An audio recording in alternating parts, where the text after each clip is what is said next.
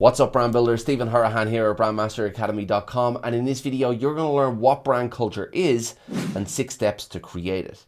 So you can develop an organization that's brimming with belief, inject some happiness into the operations of the brand, and increase your output and your bottom line as you do it.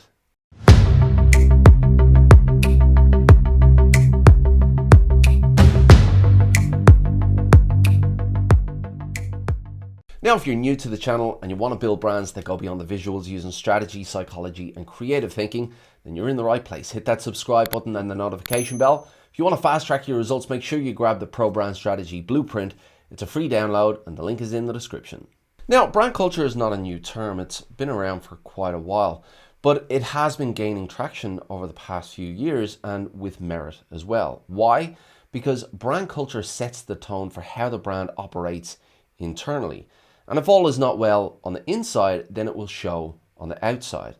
Just like when you bump into a friend that you haven't seen for a long time and they look great, chances are they don't just look great on the outside, but they're feeling great on the inside. So what is brand culture? Well, let's start with the definition of culture. So culture are the ideas, customs, and behaviors of a certain group of people. Now, within a brand, it is the brand values that determine the behaviors of that brand.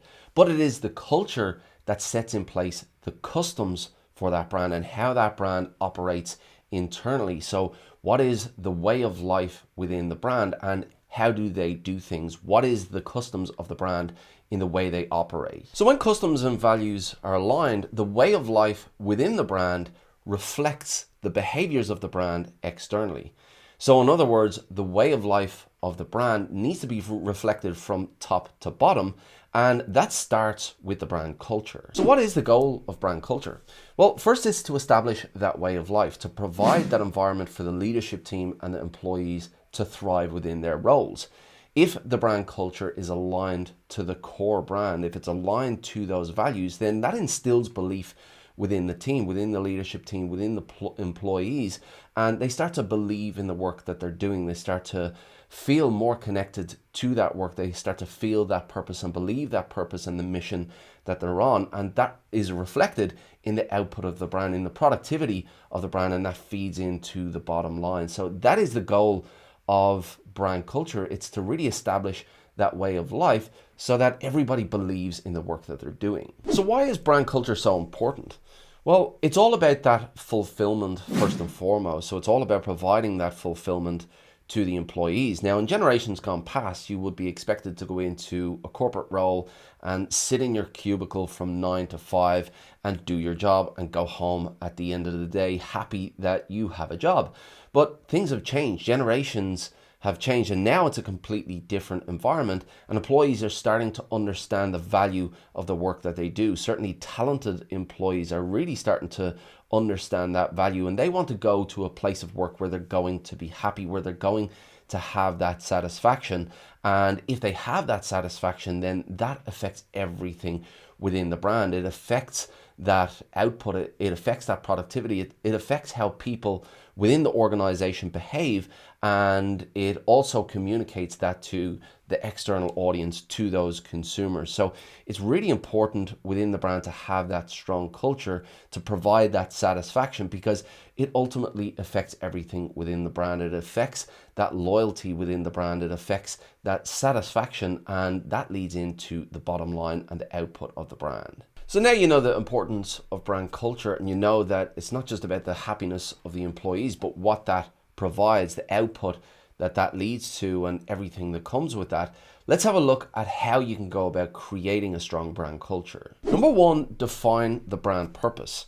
Now, the brand purpose is the reason that the brand exists beyond commercial value. Now, of course, every business exists to make money, but they're there to serve somebody as well. So knowing who they're there to serve and the impact that the brand will have in their lives is the purpose of the brand. It's that reason that they exist to serve that audience and to give them something, to provide something in their lives. So knowing what that purpose is the first step to really having that connection to the work that the employees and the internal brand are doing, so that they can feel that connection to the satisfaction and they can feel that they have a purpose beyond just making money. Number 2, define your core values.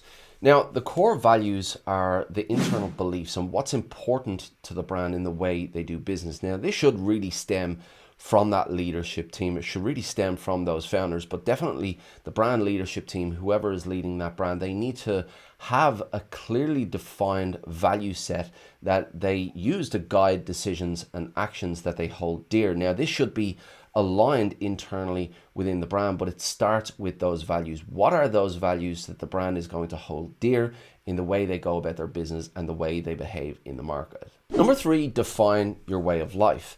Now, as I've said before, the values are really important in determining how the brand is going to behave externally, but this should be aligned internally as well. So setting in place that way of life should align with those values.